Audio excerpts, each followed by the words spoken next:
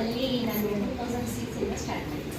ಮುಂಚೆ ನಾನು ಸಂಸ್ಕೃತ ಕ್ಲಾಸಸ್ ತಗೊಳ್ತಾ ಇದ್ದೆ. ಆಮೇಲೆ ನಾನು ಸ್ಕೂಲೆಲ್ಲ ಬಿಟ್ಬಿಟ್ಟು ತಂದೆ ಭಾಳ ಅದ್ವಂತ ಅಂತ ಹೇಳ್ಬಿಟ್ಟು ಈಗ ನವೀನ್ ಪಾರ್ಕಲ್ಲಿ ನಾವು ಕಾಲ್ ಮಾಡಿಬಿಟ್ಟು ಕ್ಲಾಸಸ್ ಎಲ್ಲ ನೀವೆಲ್ಲ ಒಳಗೆ ಬಂದರೆ ಭಾಳ ಒಳ್ಳೆಯದು. ಗಾಳಿ ಕೂತಾರೆ. ಸೊ ಇವಾಗ ನಾನು ಕ್ಲಾಸಸ್ ತಗೊಳ್ಳೋದು ಒಂದು ಗ್ರೂಪ್ ಬ್ಯಾಚಸ್ ತಗೋತೀನಿ, ಪರ್ಸನಲ್ ಕ್ಲಾಸಸ್ ತಗೋತೀನಿ, ಆ್ಯಂಡ್ ಪ್ರೆಗ್ನೆನ್ಸಿ ಯೋಗ ತಗೊಳ್ತೀನಿ. ಆಮೇಲೆ ಯಾರಿಗೆ ಕನ್ಸೀವ್ ಆಗಿರೋದಿಲ್ಲ 4-5 ವರ್ಷ 7 ವರ್ಷ ಕನ್ಸೀವ್ ಆಗಿರೋದು ಕೂಡ ಅಂಥವ್ರಿಗೆಲ್ಲ ಕ್ಲಾಸಸ್ ತಗೋತೀನಿ. ಇಷ್ಟೊಂದು ಒಳ್ಳೆ ಗುಡ್ ರಿಸಲ್ಟ್ ಬರುತ್ತೆ ನಮ್ಮ ಕಡೆಯಿಂದ. ಓಕೆ, ಹಾಗೆಯೇ health issues, even critical illness ಇರ್ಬೋದು, ನಾರ್ಮಲ್ ಇಲ್ನೆಸ್ ಇರ್ಬೋದು, ಯಾವುದು ಹೆಲ್ತ್ ಇಶ್ಯೂಸ್ ಇದ್ದದ್ದು ಕೂಡ ನಾನು ಕ್ಲಾಸಸ್ ತಗೊಳ್ತೀನಿ. ಚೆನ್ನಾಗಿ ಗೈಡ್ ಮಾಡಿ ನಿಮಗೆ ಹೆಲ್ಪ್ಫುಲ್ಲು ಆಗಿದೆ.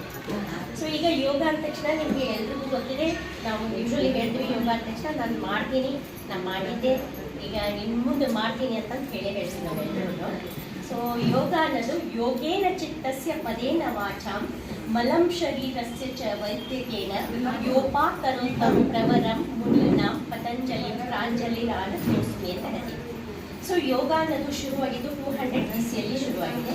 ಯೋಗ ಅಂದ ತಕ್ಷಣ ನಮಗೆ ಯಾರು ನೆನಪಿಗೆ ಬರ್ತಾರೆ ಅಂದರೆ ರಾಮದೇವ್ ಬಾಬಾ ಅವ್ರು ನೆನಪಿಗೆ ಬರ್ತಾರೆ. ಬಟ್ ಯೋಗ ಶುರು ಮಾಡಿದವರು ರಾಮದೇವ್ ಬಾಬಾ ಅವರಲ್ಲ. ಸೊ 200 BCಯಲ್ಲಿ ಪತಂಜಲಿ ಗುರುಜಿ ಯೋಗ ಶುರು ಮಾಡಿದ್ರು. ಸೊ ಅವ್ರು ಯೋಗ 3 ಸೂತ್ರದ ಪ್ರಕಾರ ಶುರು ಮಾಡಿದ್ರು ಅವರು. ಒಂದು ವ್ಯಾಕರಣದ ಬಗ್ಗೆ, ಒಂದು ಸಂಸ್ಕೃತದ ಬಗ್ಗೆ, ಹಾಗೇನೆ ಆಯುರ್ವೇದಿಕ್ ಬಗ್ಗೆ. ಸೊ ಯೋಗೇನ ಚಿತ್ತಸ್ಯ ಪದೇನ ವಾಚ, ನಾವೇನು ಉಚ್ಚಾರಣೆಗಳನ್ನ ಮಾಡ್ತೀವಲ್ಲ ಆ ಉಚ್ಚಾರಣೆಗಳು ಶುದ್ಧವಾಗಿರಲಿ, ಹಾಗೆ ಸ್ವಚ್ಛವಾಗಿರಲಿ, ಅದನ್ನ ವ್ಯಾಕರಣದಿಂದ ನಾವು ಕರೆಕ್ಷನ್ಸ್ ಮಾಡ್ತೀವಿ. ಪದೇನ ವಾಚ ಮಲಂ ಶರೀರಸ್ಯ ಚ ವೈದ್ಯಕೇನ, ಶರೀರದ ಒಳಗಡೆ ಅಂತರಂಗದ ದೋಷಗಳನ್ನ ನಾವು ಎದರಿಂದ ಆಯುರ್ವೇದಿಕದಿಂದ ದೂರಗೊಳಿಸ್ಬೋದು ಅಂತ ಹೇಳ್ತಾರೆ. ಹಾಗೆ ನಮ್ದು ಸಂಸ್ಕೃತ ಉಚ್ಚ ಏನು ನಾವು ಕಲಿತೀವಲ್ಲ ವ್ಯಾಕರಣವನ್ನ, ಸಂಸ್ಕೃತದಿಂದ ನಮ್ಮ ಅಕ್ಷರಗಳನ್ನ ಶುದ್ಧಪಡಿಸ್ಬೋದು ಅಂತ ಹೇಳಿ ಹೇಳ್ತೀವಿ. ಸೊ ಯೋಗ ಅನ್ನೋದು, ಯೋಗ ಮಾಡೋದ್ರಿಂದ ಏನಂటే ಆಲ್ಮೋಸ್ಟ್ ಎಲ್ಲರೂ ಜನ ಮಾಡ್ತಾನೆ ಇದ್ದೀವಿ. ಯೋಗ ಅಂದ್ರೆ ಏನಂದ್ರೆ, ಒಂದು ನಾವು ಯೋಗ ಮಾಡಿದ್ರೆ ಜಸ್ಟ್ 1 hour ಯೋಗ ಮಾಡ್ತೀವಿ, ನಮಗೆ 24 hours ಇರುತ್ತೆ ನಮ್ಗೆ ಲೇಡೀಸ್ಗೆ. ಸೊ 24 hours-ಅಲ್ಲಿ 1 hour ನಾವು ಟೈಮ್ ಕೊಡ್ಬೋದು. ಯೂಶ್ವಲಿ ನಾವು ಹೇಳ್ತೀವಿ ನಮಗೆ ಟೈಮ್ ಇಲ್ಲ ಅಂತ ಹೇಳ್ತೀವಿ. ಬೇರೆದವ್ರಿಗೆ ಎಲ್ಲರಿಗೂ ಟೈಮ್ ಕೊಡ್ತೀವಿ ನಾವು ಫ್ಯಾಮಿಲಿಯಲ್ಲಿ, ನಮಗೋಸ್ಕರ ನಾವು ಟೈಮ್ ಕೊಡೋದಿಲ್ಲ. ಜಸ್ಟ್ ½ an hour ನಮಗೋಸ್ಕರ ನಾವು ಟೈಮ್ ಕೊಟ್ಟು ಸಾಕಾಗುತ್ತೆ. ಸೊ ಯೋಗದಿಂದ ಮಾಡೋದ್ರಿಂದ ಏನಾಗುತ್ತೆ ಅಂದರೆ, ಜಸ್ಟ್ 1 hour ಯೋಗ ಮಾಡೋದ್ರಿಂದ ಫುಲ್ ಡೇ ಆ್ಯಕ್ಟಿವ್ ಆಗಿರ್ತೀವಿ.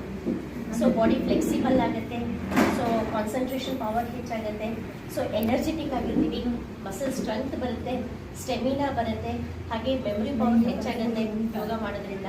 ಸೊ ಅದಕ್ಕೆ 1 hour ನಮಗೋಸ್ಕರ ನಾವು ಡೆಡಿಕೇಟ್ ಮಾಡ್ಕೊಳ್ಳೇಬೇಕು. ಓಕೆನಾ? ಸೊ ಇದಾದಮೇಲೆ ಈಗ ನಾವು ಯೋಗದಲ್ಲಿ ನಾವು ಹೇಳ್ತೀವಿ, ಯೋಗ ಅಂದರೆ ಬರೀ ಆಸನಗಳು ಅಷ್ಟೇ ಬರೋದಿಲ್ಲ, ಅದರಿಂದ ಪ್ರಾಣಾಯಾಮನೂ ಬರುತ್ತೆ. ಸೊ ನಾವು ಬರೀ ಎಕ್ಸರ್ಸೈಸ್ ಮಾಡಿದ್ರೂ ಸಾಧ್ಯ. ನಮ್ಮದು ಪ್ರಾಣಶಕ್ತಿಯನ್ನು ನಾವು ಹೆಚ್ಚಿಗೆ ಮಾಡ್ಕೋಬೇಕಾಗುತ್ತೆ. ಪ್ರಾಣಶಕ್ತಿ ಎದರಿಂದ ಹೆಚ್ಚಾಗುತ್ತೆ ಅಂದರೆ ಉಸಿರಾಟ, ಆಕ್ಸಿಜನ್ ಲೆವೆಲ್ ಇಂಪ್ರೂವ್ಮೆಂಟ್ ಆದ್ರೇ ನಮ್ಮ ಜೀವನ ಲೈಫ್ ಲೈನ್ ಅಂತ ಏನು ಹೇಳ್ತೀವಲ್ಲ ಅದು. ಎಕ್ಸರ್ಸೈಸ್ ಮಾಡೋದ್ರಿಂದ ಲೈಫ್ ಲೈನ್ ಇನ್ಕ್ರೀಸ್ ಆಗಲ್ಲ, ಪ್ರಾಣಾಯಾಮ ಜೊತೆಗೂ ಮಾಡಿದರೆ ಇನ್ನೂ ನಮ್ಮ ಲೈಫ್ ಲೈನು ಜಾಸ್ತಿ ಆಗಿದೆ.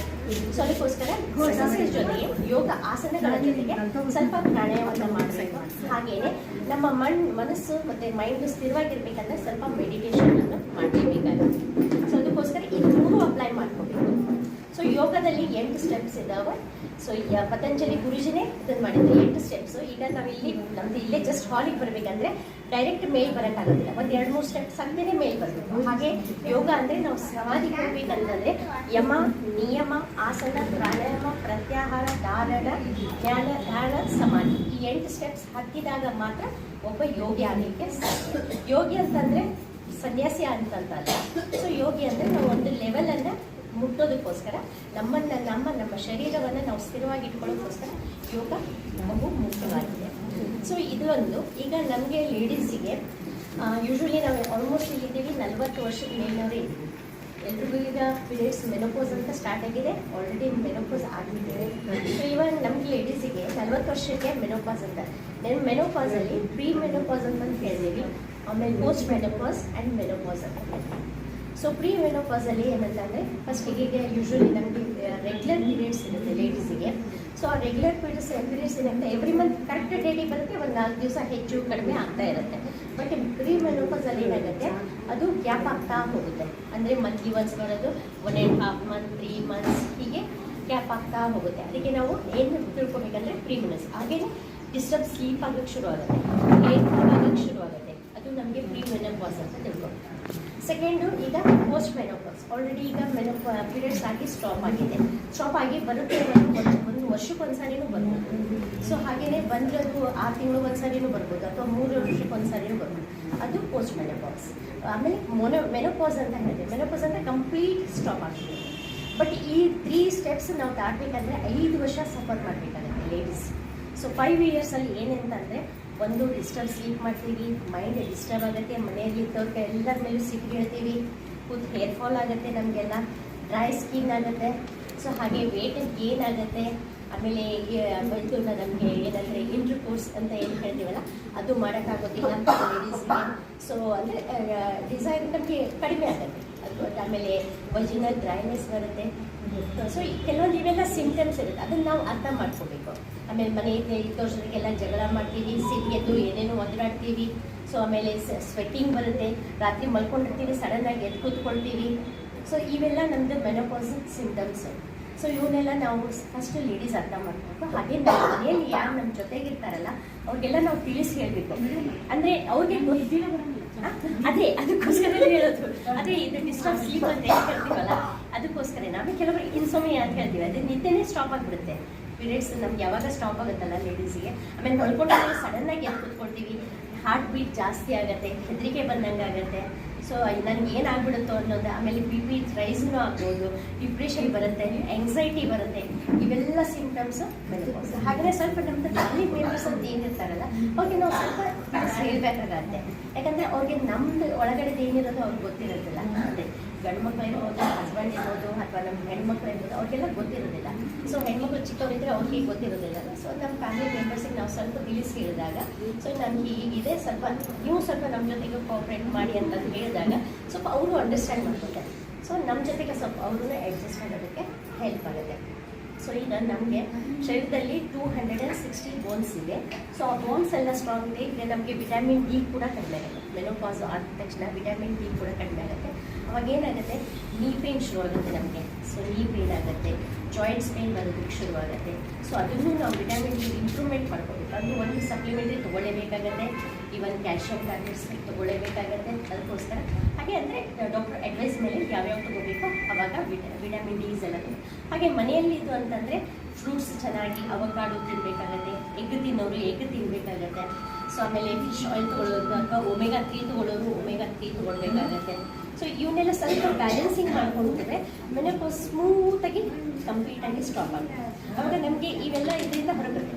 ಪ್ಲಸ್ ಜೊತೆಗೆ ನಾವು ಸ್ವಲ್ಪ ಆಸನಗಳನ್ನು ಮಾಡಿ, ಪ್ರಾಣಾಯಾಮ ಮಾಡಿ, ಮೆಡಿಟೇಷನ್ ಮಾಡಿ, ಇದು ಯಾವುದು ನನಗೆ ಮಾಡೋಕ್ಕಾಗಲ್ಲಪ್ಪ ಅಂತಂದರೆ ಕಾಲಂತೂ ಇದ್ದೇನೆ, ವಾಕಿಂಗ್ ಆದರೂ ಮಾಡ್ಬೋದಲ್ಲ ನಾವು. ಸೊ ಸಿಂಪಲ್ ವಾಕಿಂಗ್ ಮಾಡ್ಕೊಂಡ್ಬಿಟ್ಟು ಸೊ ಒಂದು 20 ಮಿನಿಟ್ಸ್ ವಾಕಿಂಗ್ ಮಾಡಿದ್ರು ಸಾಕಾಗುತ್ತೆ. ಸೊ ಅಷ್ಟೊಂದು ವಾಕಿಂಗ್ ಮಾಡಿಬಿಟ್ಟು ಸೊ ನಮ್ಮದು ಲೈಫನ್ನು ಇನ್ನೂ ಲೈಫ್ ಲೈನನ್ನು ಅಂತ ಏನು ಹೇಳಿದೆಯಲ್ಲ ಅದನ್ನು ಜಾಸ್ತಿ ಮಾಡ್ಕೊಳ್ತಾ ಹೋಗ್ಬೇಕು. ಸೊ ಈಗ ನೀವು ಎಲ್ಲಿ ಕೂತ್ಕೊಂಡಿದ್ದೀರಾ ಅಲ್ಲೇ ಸಿಂಪಲ್ಲಾಗಿ ಒಂದಿಷ್ಟು ಎಕ್ಸಸೈಸ್ ಮಾಡುವ. ಓಕೆ, ಸೊ ನೀವು ಎಲ್ಲಿದ್ದೀರಾ ಅಲ್ಲೇ. ಓಕೆ, ಸೊ ಹ್ಯಾಂಡ್ ಸ್ಟ್ರೆಚ್ ಮಾಡಿ. ಇವೆಲ್ಲ ಮನೆಯಲ್ಲಿ ನಾವು ಎಲ್ಲಿರ್ತೀವಿ, ಬೆಡ್ ಮೇಲೆ ಕುತ್ಕೊಂಡಿರಲಿ, ಚೇರ್ ಮೇಲೆ ಕುತ್ಕೊಂಡಿರಲಿ, ಟಿ ವಿ ನೋಡ್ತಾ ಇರಲಿ, ಅಲ್ಲೇನೂ ಮಾಡೋಕ್ಕೆ ಸ್ಟ್ರೆಚ್ ಮಾಡಿ, ಫಿಂಗರ್ಸ್ ಪ್ರೆಸಸ್ ಮಾಡಿ. 1 2 3 4 5 6. Okay, yes. Thumb lock, fingers lock. 1 2 3 4 5 6. Anti-clockwise. 1 2 3 4 5 6. Relax. After 1 2 3 4 5 6. Side ಬೇಡ, ಯಾಕಂದರೆ ಪಕ್ಕದಲ್ಲಿ ಹೊಡಿತಿದ್ದೀರ. ಓಕೆ, ಅಪ್ಪ 1 2 3 4 5 6. ಫಿಂಗರ್ಸ್ ಲಾಕ್ ಇರುತ್ತೆ, ಲಾಕ್ ಮಾಡಿ. ಸೊ ಚೆನ್ನಾಗಿ ಹೆಡ್ ಪ್ರೆಸ್ ಮಾಡಿ. ಸ್ಟ್ರೆಸ್ ಏನಿರುತ್ತೆ, ಹೆಡ್ ಪೇನ್ ಇರುತ್ತೆ, ಅದನ್ನು ರಿಲೀಸ್ ಮಾಡುತ್ತಾರೆ. ನೆಕ್ ಪೇನ್ ಇರುತ್ತೆ, ಅದನ್ನು ಕಡಿಮೆ ಮಾಡುತ್ತಾರೆ. ಪ್ರೆಸ್ ಮಾಡಿ. ಜಸ್ಟ್ 10 ಕೌಂಟ್ಸ್ ಮಾಡುವ. 1 2 3 4 5 6 7 8 9 10. ರಿಲ್ಯಾಕ್ಸ್. ದೆನ್ ಬ್ಯಾಕ್ ಸೈಡ್ 1 2 ಚೆನ್ನಾಗಿ ಪ್ರೆಸ್ ಮಾಡಬೇಕು. ಜಸ್ಟ್ ಹೀಗೆ ಇಟ್ಕೊಳ್ಳೋದಲ್ಲ, ಪ್ರೆಸ್ಸಿಂಗ್ ಚೆನ್ನಾಗಿ ಮಾಡಿ. ನಮ್ಮ ಹೆಡ್ಡು ನಾವೇ ಚೆನ್ನಾಗಿ ರಿಲ್ಯಾಕ್ಸ್ ಕೊಡಬೇಕು. 1 2 3 4 5 6 7 8 9 10. Relax. Then right side, your right side.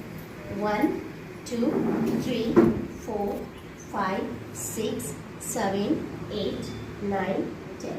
Relax. Left side. 1 2 3, 4, 5, 6, 7, 8, 9, 10. Relax. Simple ಇದೆ ಎಕ್ಸಸೈಸ್. ಅಲ್ಲಿ ಕೂತ್ಕೊಂಡಿದ್ದೀರಲ್ಲ, ಅಲ್ಲಿ ಸ್ವಲ್ಪ ಕಾಲು ಮುಂದೆ ಮಾಡಿ, ಕಾಲು ಸ್ಟ್ರೆಚಸ್ ಕೊಡಿ, ಫಿಂಗರ್ ಸ್ಟ್ರೆಚಸ್. ನಾನು ಕೈಯಿಂದ ತೋರಿಸಿದ್ರೆ ನೀವು ಕಾಲಿಂದ ಮಾಡಿ. 1, 2, 3, 4, 5, 6. Feet 1, 2, 3, 4, 5, 6. Right side 1, 2, 3, 4, 5, 6. Clockwise rotate 1, 2, 3, 4, 5, 6.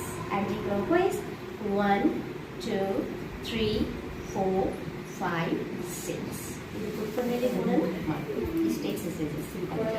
Okay, ಇವಾಗ ನಮಗೆಲ್ಲ ಈಗ ಜಾಸ್ತಿ ಟಿವಿ ನೋಡ್ತೀವಿ, ಮೊಬೈಲ್ ಮಾಡ್ತೀವಿ, ಹಾಗೆ ಜಾಸ್ತಿ ಕುತ್ಕೊಂಡು ಕೆಲಸ ಮಾಡ್ತೀವಿ, ಇದೆಲ್ಲ ಪೇನ್ ಬಂದೇ ಬರುತ್ತೆ. ಸೊ ಇದನ್ನು ರಿಲೀಸ್ ಮಾಡಬೇಕಾದ್ರೆ, ಆ ಪೇನ್ ರಿಲೀಸ್ ಮಾಡಬೇಕು, ರಿಲ್ಯಾಕ್ಸ್ ಆಗಿ ಆಗಬೇಕು ಅಂತಂದರೆ neck exercise. Up down, up down, up down. ಇದನ್ನು ಮಾಡುವಾಗ ಅಬ್ಸರ್ವ್ ಮಾಡಬೇಕು. ಕೆಲವೊಬ್ಬರಿಗೆ ಐಸ್ ಓಪನ್ ಮಾಡಿ ಮಾಡುವಾಗ ಚಕ್ಕರ್ ಬಂದಂಗೆ ಆಗುತ್ತೆ, ಕೆಲವೊಬ್ಬರಿಗೆ ಐಸ್ ಕ್ಲೋಸ್ ಮಾಡಿ ಮಾಡುವಾಗ ಚಕ್ಕರ್ ಬಂದಂಗೆ. ನಿಮಗೆ ಯಾವುದು ಕಂಫರ್ಟೇಬಲ್ ಆಗುತ್ತೆ ಅದನ್ನು ನೋಡ್ಕೊಂಡು ಮಾಡಬೇಕು. ಓಕೆ, ಸೊ ನೋಡ್ಬಿಟ್ಟು ಮಾಡಿ, ನಿಮ್ಗೆ ಯಾವುದು ಸರಿ ರಿಲೀಸ್ ಆಗುತ್ತೆ. ನಿಮಗೆ ಈಗ ಸ್ಟಾರ್ಟಿಂಗ್ ಪೇನ್ ಅನ್ನಿಸ್ಬೋದು, ಬಟ್ ಆಮೇಲೆ ರಿಲೀಸ್ ಆಗ್ತಾ ಹೋಗುತ್ತೆ. Up down, up down, up down, up down, up down, up down. Right, left, right, left, right, left, right, left, right, right side, left side, right side, left side, right side, left side, right side, left side, right side, left side. Clockwise. Usually ನಾವು exercise ಆಗಿ ಮಾಡ್ತಾ ಹೋಗ್ತೀವಿ. 1, 2, 3, 4, 5, 6. Anti-clockwise, reverse. 1, 2, 3, 4, 5, 6. Relax. So ಈ pain ಇರುತ್ತಲ್ಲ ಅದನ್ನೆಲ್ಲ release ಮಾಡ್ಕೊಳ್ಳುತ್ತೆ. ಇವಾಗ work from home ಇದೆ, so ಅವ್ರಿಗೂ ಕೂಡ ಇದೆಲ್ಲ ಪೇನ್ ಬರ್ತಾ ಇರುತ್ತೆ, ಅದಕ್ಕೂ ಕೂಡ ಜಸ್ಟ್ ರಿಲ್ಯಾಕ್ಸ್ ಮಾಡ್ಕೊಂಡು ಮಾಡಿದರೆ ಒಳ್ಳೆಯದು. ಹಾಗೆಯೇ ಇವಾಗ ನನಗೆ ಇದಕ್ಕೂ ಕೂಡ ಸ್ವಲ್ಪ ಕೆಲಸ ಕೊಡಬೇಕಲ್ಲ, ಐಗೂ ಕೂಡ. ಸೊ ಯಾಕಂದರೆ ಸ್ಪೆಕ್ಸ್ ಬೇಗ ಬಂದಿರುತ್ತೆ, ಅದನ್ನು ಸ್ವಲ್ಪ ನಂಬರ್ಸ್ ಕಡಿಮೆ ಮಾಡೋದಕ್ಕಿರ್ಬೋದು, ಐಸ್ ಕ್ಲೆನ್ಸನಿಂಗಿಗೆ ಇರ್ಬೋದು, ಅದು ಸ್ವಲ್ಪ ice exercise. Up down, up down, up. Head straight ಆಗಿರಲಿ, ಬರೀ ಕಣ್ಣುಗಳು ಅಷ್ಟೇ up down. Up down, up down, up down, up down, up down. Your right, left, right, left, right, left, right, left, right, left. One second. So ನಾನು ice exercise ಮಾಡಿ ಅಂದ ತಕ್ಷಣ ice ಯಾವ specs ಇದೆ ಅವ್ರು ತೆಗೆದುಬಿಟ್ಟು ಮಾಡಬೇಕು. ಕಣ್ಣಿನ ಮೇಲೆ ಕಣ್ಣು ಹಾಕೊಂಡು ಮಾಡಿದರೆ ಉಪಯೋಗ ಆಗಂಗಿಲ್ಲ, ಅದಕ್ಕೋಸ್ಕರ ಆ ಎಕ್ಸ್ಟ್ರಾ ಕಣ್ಣುಗಳನ್ನು ತೆಗೆದುಬಿಟ್ಟು ಐಸ್ ಎಕ್ಸಸೈಸ್ ಮಾಡಬೇಕು. Yes, okay. ನಾವು right, left, right, left, right, left, right, left. Okay, then clockwise eyes ಅಷ್ಟೇ ರೊಟೇಟ್ ಮಾಡಿ. ಎಷ್ಟು ದೊಡ್ಡದಾಗುತ್ತೆ ಅಷ್ಟು ದೊಡ್ಡ ಕಣ್ಣು ತೆಗೆದುಬಿಟ್ಟು 1, 2, 3, 4, 5, 6. Anti-clockwise 1, 2, 3, 4, 5, 6. Just eyes close. A massage. Open your eyes. Press your eyes. Eyes exercise ಮಾಡಿದ್ರೆ press ಮಾಡಬಾರ್ದು. Just ಹೀಗೆ ಇಟ್ಕೊಂಡ್ಬಿಟ್ಟು slowly open your eyes. ಇದನ್ನು ಸಿಂಪಲ್ ಆಗಿರೋದನ್ನ ನಾವು ಮಾಡ್ತೀವಿ. ಹಾಗೆ ಎಲ್ಲಿ ಕೂತ್ಕೊಂಡಿದ್ದೇವಲ್ಲ ನೆಕ್ಸ್ಟ್ ಒಂದೆರಡು ಎಕ್ಸಸೈಸ್ ಮಾಡಿಬಿಟ್ಟು. ಓಕೆ, ಸೊ ಯಾರ ಕೈ ಸ್ವಲ್ಪ ಹಿಂಗೆ ತೊಗೊಂಡ್ಬಿಟ್ಟು ಹಿಂಗೆ ಮೇಲೆ ಸ್ಟ್ರೆಚ್ ಮಾಡಿ, ಸ್ವಲ್ಪ ಸೀದಾ ಸ್ಟ್ರೆಚ್ ಮಾಡಿ. ಸ್ಟ್ರೆಂತ್ ಇದೆ ಅಲ್ವಾ, ಚೆನ್ನಾಗಿ ಸ್ಟ್ರೆಚ್ ಮಾಡಿ. ಕೊಡಿ, ಸ್ಟ್ರೆಚಸ್ ಕೊಡಿ.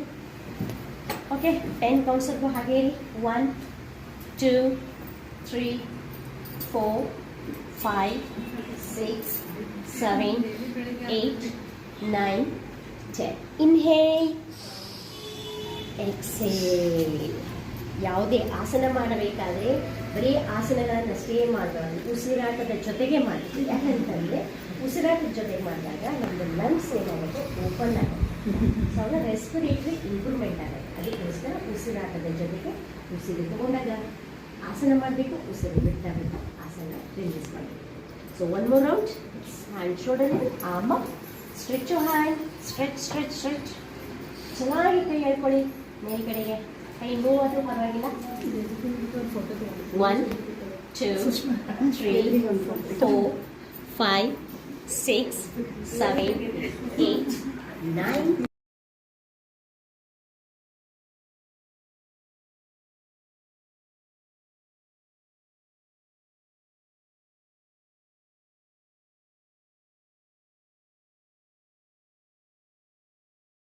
ಫಿಂಗರ್ಸ್ ಪಾಯಿಂಟ್ ಅಂತ ಸ್ಟ್ರೆಚಸ್ ಬರ್ತಾ ಇದೆ.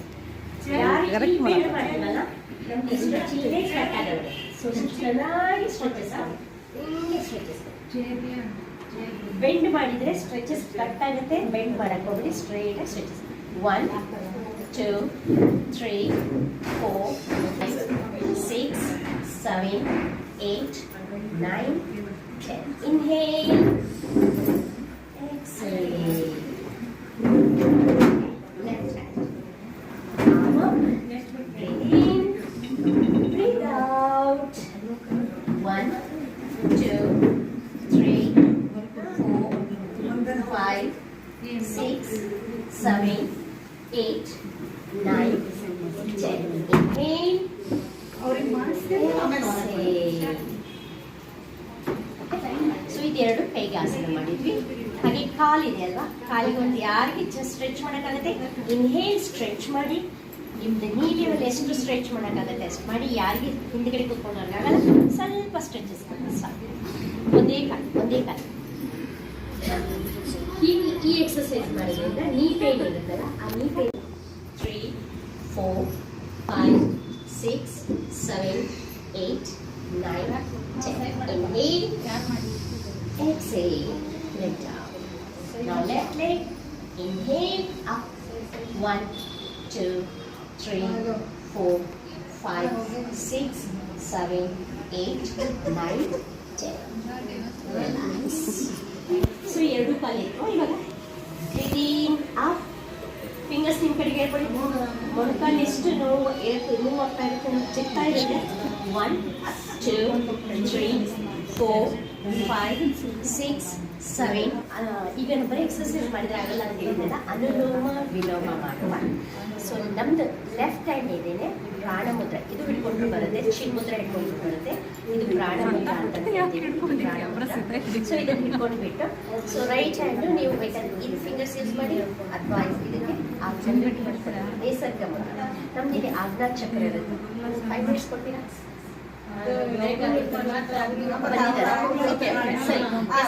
Okay, left inhale, right exhale, right inhale, left exhale. ಯಾವಾಗಲೂ ಪ್ರಾಣಾಯಾಮ ಮಾಡೋದ ಇದು ಮಾಡಬಾರ್ದು. ಯಾಕಂತಂದ್ರೆ ಇದು ಮಾಡೋದ್ರಿಂದ ರಾಂಗ್ ಮೆಥಡ್ ಇದು. ಅದಕ್ಕೋಸ್ಕರ ನಾವು ಮಾಡೋವಾಗ ಸ್ಮೂತ್ ಇನ್ಹೇಲ್ ಇರಬೇಕು, ಸ್ಮೂತ್ ಎಕ್ಸೇಲ್ ಇರಬೇಕು. ಸೊ ಅದು ಪ್ರಾಣಾಯಾಮ, ಅನುಲೋಮ ವಿಲೋಮ. ಜಸ್ಟ್ 10 ರೌಂಡ್ಸ್ ಮಾಡಿದರೆ ಸಾಕು. ಸೊ ಇನ್ನು ಹೇಳ್ತಾ ಹೋದರೆ ಭಾಳ ಇದೆ, ನನಗೆ ಸ್ವಲ್ಪ ಹಾಕ್ಬಿಟ್ಟಿದ್ದಾರೆ, ಮತ್ತೆ ಯಾವಾಗಾದ್ರೂ ಮಾಡೋಣ. ಸೊ ಹೇಗೆ ಅನ್ನಿಸ್ತು ಕ್ಲಾಸು? ಚೆನ್ನಾಗಿ ಅನ್ನಿಸ್ತಾ? ಚೆನ್ನಾಗಿ ಅನ್ನಿಸ್ತು. ಒಂದು ಕ್ಲಾಸ್ ಕೊಡೋದಿಲ್ಲ ಸ್ಪೆಷಲಾಗ? Very good, very good, very good, very good, very good, very good, very good, very good, very good. Happy Wednesday. Women's day ಪ್ರಯುಕ್ತ ಅವರಿಗೆ ಎಂಬ್ರಾಯ್ಡರಿನಲ್ಲಿ ಸಿದ್ಧಾರೂಢ ಸ್ವಾಮಿಯನ್ನು ಮಾಡಿದ್ದಕ್ಕಾಗಿ ನಮ್ಮ ಬಾದಾಮಿ ನಗರ ಮಹಿಳಾ ಮಂಡಳದ ವತಿಯಿಂದ ಅವರಿಗೆ ಸನ್ಮಾನ. ರಾಜೇಶ್ವರಿ ಎಳವತ್ತಿ ಅವರು ಈಗ ಯೋಗ ಕೊಟ್ಟರು, ಹಾಗಾಗಿ ಅವರಿಗೆ ಸನ್ಮಾನದ ರಾಜೇಶ್ವರಿ ಎಳವತ್ತಿ.